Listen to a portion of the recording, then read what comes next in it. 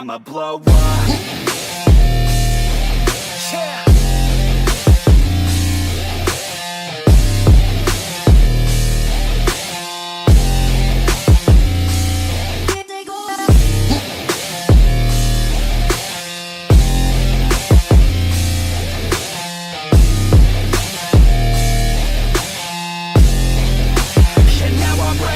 Hey guys, welcome back everyone. So इस lecture में हम इकोलॉजिकल पिरामिड से स्टार्ट करने जा रहे हैं एंड और भी 2-3 टॉपिक है उन्हें भी खत्म करके चैप्टर को कंप्लीट करेंगे और इसके साथ साथ वेरी गुड थिंग कि हमारा पूरा पोर्शन कंप्लीट हो जाएगा. जस्ट इमेजिन बायो का आई मीन ऑफ कोर्स. ठीक है, तो चलो स्टार्ट करते हैं. Ecological pyramid. तो पिरामिड तो सबने देखा होगा, है ना. लेट मी ड्रॉ अ छोटू सा पिरामिड. आई नो इट्स बड़ा अजीब but still it's a pyramid. Okay, so ecological pyramid is a graphical representation to show biomass और bioproductivity. bioproductivity क्या होता है और biomass क्या होता है? तो जो भी चीजें, जैसे अगर एक प्लांट फूड बना रहा है तो वो कितना फूड बना रहा है, उस फूड में से अगर उसने डियर ने प्लांट को खा लिया तो डियर को कितना मास मिला, प्लांट का कितना मास उसने खाया, उसमें से उसे कितनी एनर्जी मिली. डियर को लायन ने खा लिया तो लायन को कितना खाना मिला, लायन ने कितना खाया, कितनी एनर्जी मिली. तो ये सब इन पिरामिड के हेल्प से हम रिप्रेजेंट करते हैं. तो वही बायोमास और बायो प्रोडक्टिविटी होती है. There are different ecological pyramids such as pyramid of biomass, pyramid of number, pyramid of energy. Okay, pyramid of number indicates number of individuals at different trophic levels. So pyramid of biomass indicates biomass of the members of the food chain present at different trophic level. अब देखो यहाँ पे difference क्या आया. अगर हम pyramid of number की बात करें तो वो indicate करता है कि एक ट्रॉफिक लेवल पे कितने नंबर ऑफ इंडिविजुअल्स प्रेजेंट हैं. ठीक है, so number of individuals at different trophic levels. ठीक है, अगर हम बायोमास की बात कर रहे हैं तो biomass of the members of the food chain present करता है पिरामिड ऑफ बायोमास. एंड अलग अलग ट्रॉफिक लेवल में कितना बायोमास है वो रिप्रेजेंट करता है. और अगर एनर्जी की बात करें, पिरामिड ऑफ एनर्जी की बात करें तो क्या करता है, वो indicates energy at different levels. That's it. तो देखते हैं, एग्जांपल देखोगे तो और समझ आ जाएगा. ठीक है, यहाँ पे जो डायग्राम दिख रहा है ये है अपराइट पिरामिड्स, मतलब नीचे ज्यादा है फिर कम होते जा रहे, तो ये अपराइट हो गया. तो यहाँ पे ग्रास है, रैबिट ने ग्रास को खाया, फॉक्स आया, फॉक्स ने रैबिट को खाया. तो एनर्जी का ट्रांसफर कैसे हो रहा है, इस तरीके से, राइट. तो pyramid of numbers, grass number में ज्यादा थे, है ना. नंबर बेसिकली क्या किया जाता है कि अमाउंट कंसिडर किया जाता है. बायोमास क्या हो गया, मतलब कितना बायोमास मिला उसको. तो ग्रास का अगर हम बायोमास देखें, सरफेस एरिया बोल सकते हो, तो वो ज्यादा कवर्ड था. रैबिट ने उस ग्रास को खा लिया, फिर फॉक्स ने रैबिट को खाया. तो इस तरीके से बायोमास क्या हो रहा है, इंक्रीज हो रहा है.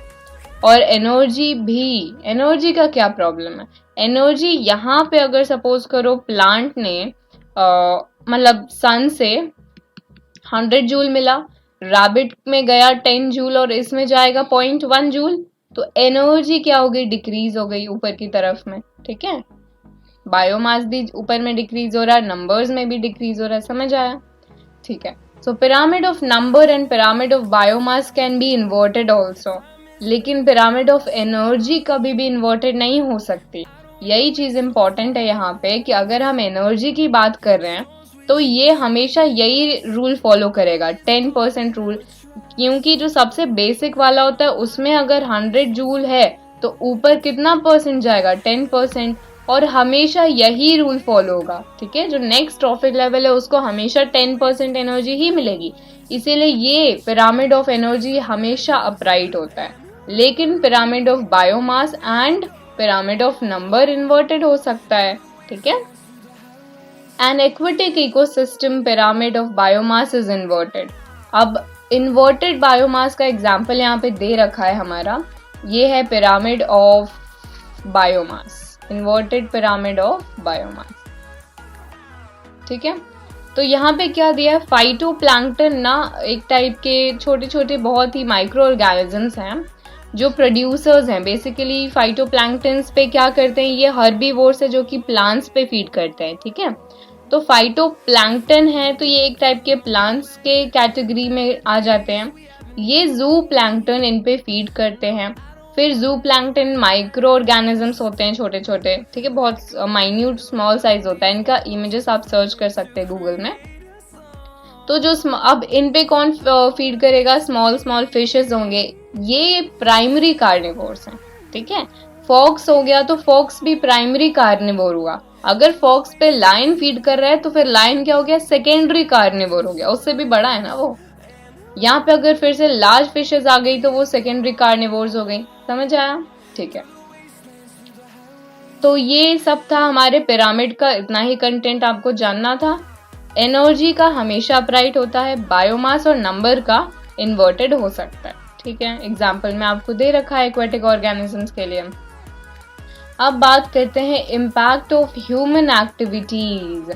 तो सबसे पहला दिया है बायोलॉजिकल मैग्निफिकेशन। मैंने एक्चुअली बता ही दिया था उस लेक्चर में जब मैंने आपको biodegradable and non biodegradable explain किया था फर्स्ट लेक्चर में, तब मैंने हिंट किया, सब कुछ ही समझा दिया था। तो देखो यहाँ पे होगा क्या, the concentration of harmful substances increases with every trophic level. मतलब यही चीज बोला है कि अगर कोई भी हार्मफुल सब्सटेंसेस एक छोटा माइक्रो ऑर्गेनिज्म फीड कर रहा है तो जैसे जैसे ट्रॉफिक लेवल इंक्रीज होगा वैसे वैसे वो हार्मफुल सब्सटेंस भी इंक्रीज होते जाता है। This is known as biomagnification, magnify होते जाता है, ठीक है। Addition of pesticides in one trophic level increases the concentration of pesticides in another trophic level. अगर कोई भी सपोज पेस्टिसाइड ऐड किया जा रहा है प्लांट्स में, वो प्लांट्स को हर्बीवोर्स खाते हैं, छोटे छोटे ऑर्गेनिजम्स खा रहे हैं, उन छोटे ऑर्गेनिज्म को बड़े ऑर्गेनिजम्स खा रहे हैं, तो ये क्या हो रहा है, वो हार्मफुल सब्सटेंसेस पेस्टिसाइड्स क्या हो रहे हैं, ट्रांसफर हो रहे दूसरे दूसरे ट्रॉफिक लेवल्स में, ठीक है। इसीलिए बोला गया है, मतलब जो भी हमारे क्या है हार्मफुल सब्सटेंसेस वो इंक्रीज होते हैं as the trophic level increases. तो यहाँ पे एक एग्जांपल दिया है, अगेन आपका वाटर है, वाटर में जो प्रोड्यूसर्स हैं जू प्लैंक्टन है, स्मॉल फिशेज हैं, लार्ज फिशेज हैं, और उसके बाद मैग्निफिकेशन ऑफ डीडीटी कंसंट्रेशन। तो यहाँ पे डीडीटी पेस्टिसाइड होता है, ये पानी में कैसे आया, तो जो भी वाटर फ्लो होता है, अगर सपोज करो फ्लड या ऐसा कुछ आ गया, तो जो साइड में जो मतलब बैंक्स के पास बहुत सारे फार्मिंग होते हैं, तो उन सब से पेस्टिसाइड्स अल्टीमेटली कहाँ जा रहा है, सी में जा रहा है, ठीक है। तो उन सब से इन एनिमल्स में जाता है और फिर बर्ड्स में भी हो जाएगा, ठीक है। तो यही होता है बायोलॉजिकल मैग्निफिकेशन, एग्जाम्पल यहाँ पे दिया हुआ है। अब देखते हैं ओजोन लेयर। ओजोन लेयर से आप काफी वाकिफ हैं। High UV radiation break down oxygen into oxygen atoms. यहाँ पे यूवी रेडिएशन के वजह से क्या होता है, ब्रेक डाउन होता है। These oxygen atoms when combine with oxygen they form ozone. तो होता क्या है, अभी बहुत ज़्यादा pollution and global warming and all, बहुत सारी रीजंस है जिसके वजह से ओजोन लेयर में डिप्लेशन आ रहा है। The thickness of ozone layer over Antarctica was found to be decreased in the year 1985, लेकिन अभी सिंस पूरी वर्ल्ड में बहुत जगह हर चीज बंद है, कंपैरेटिवली पॉल्यूशन बहुत कम हो चुका है, तो बीच में न्यूज में बहुत ज्यादा आ भी रहा था कि हमारा ओजोन लेयर लाइक उसकी थिकनेस इंक्रीज हो रही है, पूरे एनवायरनमेंट में बहुत ज्यादा डेवलपमेंट एंड ऑल बहुत कुछ हो रहा है ना। ये सब सुनने के लिए मिला था बीच में, तो बहुत खुशी हुई थी कि चलो हमारे नेचर को भी टाइम मिला जानवरों से।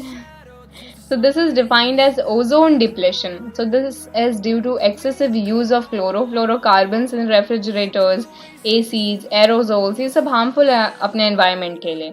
So thinning of ozone would be allow penetration of ultraviolet rays into Earth. अगर ozone layer thin हो गया तो जो UV रेज होती है सन से वो अर्थ में एंटर कर जाएंगी, अर्थ के एटमॉस्फेयर में एंटर कर जाएंगी, जो कि बहुत सारे डिजीजेस कॉज करते हैं such as blindness, skin cancers, mutations. ये दोनों बहुत कॉमन है। म्यूटेशन पता है क्या होता है? म्यूटेशन होता है हमारे जीन्स में प्रॉब्लम क्रिएट हो जाना, जीन्स में कोई एरर आ जाएगा, तो सोचो बहुत बड़ी चीज होती है अगर आपके जीन्स में एरर आ गया तो, ठीक है। So in 1987, United Nations Environment Program UNEP important है, signed an agreement to limit the usage of chlorofluorocarbons. तो क्वेश्चन पूछ सकते हैं कि कौन से प्रोग्राम ने लिमिट किया था usage of chlorofluorocarbons. So this is known as Montreal protocol. Montreal protocol के नाम से भी क्वेश्चन पूछा जा सकता है, ये टॉपिक इंपॉर्टेंट है, ठीक है। अब यही चीज यहाँ पे शो किया गया है, ऑक्सीजन का ब्रेकडाउन हुआ, H new is light energy, basically UV light यहाँ पे होता है, तो स्प्लिटिंग ऑफ मॉलिक्यूलर ऑक्सीजन, ठीक है। तो अब O2 अगर ऑक्सीजन से कंबाइन होता है तो वो O3 बना लेता है, ओजोन बनता है, ठीक है। अब कंसीक्वेंसेस क्या होते हैं ओजोन डिप्लेशन के, एक्सपोजर ऑफ यूवी रेज वही डिजीजेस कॉज करता है, damage the eyes also, it affects humans, plants as well as many animals. अब बात आ जाती है गार्बेज के डिस्पोजल पे। Waste materials are known as garbage, okay. दो टाइप्स के होते हैं, बायोडिग्रेडेबल, नॉन बायोडिग्रेडेबल, ये पढ़ लिया हमने, ओके। सो जो कंप्लीटली डिकम्पोज हो जाते हैं माइक्रो ऑर्गेनिजम्स के द्वारा, उन्हें हम बोलते हैं बायोडिग्रेडेबल गार्बेज। और फ्रूट, वेजीज एंड ऑल ये सब होता है, ठीक है। Substances which can not be decomposed by micro organism are non biodegradable, non biodegradable garbage, okay। For example, plastic, glass, pesticide, metals, radioactive elements, ये सब चीजें जो दिख रही है बहुत हार्मफुल होती है। हम डे टू डे लाइफ में हर जगह प्लास्टिक का यूज है, बिना प्लास्टिक के इंसान सर्वाइव ही नहीं कर पाता है, ठीक है। हमें आदत पड़ गई इन सब चीजों को यूज करने की। So it is non biodegradable garbage, decompose नहीं होता, बहुत साल लगते हैं इन्हें होने में, ठीक है। So methods of waste management क्या है, waste disposal is very important part of day to day life. There are different methods of waste disposal management, sewage treatment plant, biogas plant, land fillings, recycling, incineration, composting, reuse. तो ये सब कुछ techniques हैं जिसके वजह से क्या किया जाता है, जो भी इतना सारा गार्बेज, सोचो कितनी पॉपुलेशन है, डेली कचरा फेंकते हैं सब, कितना ज्यादा होता होगा, है ना। जस्ट इमेजिन की मतलब कितना ज्यादा लेवल ऑफ गार्बेज थ्रो किया जाता है। तो इन सब तरीकों से कोई ना कोई यूज किया जाता है। बायोगैस प्लांट हो गया, मैन्योर वगैरह बनाने में हो गया, बहुत सारे यूजेस हैं, आपके बुक में और भी एग्जांपल्स दिए होंगे। तो guys we are completely done with the chapter, our environment is complete and toodles. इसके बाद एनसीईआरटी पक्का पढ़ लेना, और इसके साथ साथ हमारा पूरा पोर्शन कंप्लीट हो गया। Take care everyone, and I really tried my level best to complete everything. फिर भी अगर कोई भी चीज की जरूरत हो, डाउट हो या फिर ऐसा कुछ हो, तो please let me know, I am always there for you guys. Bye bye everyone.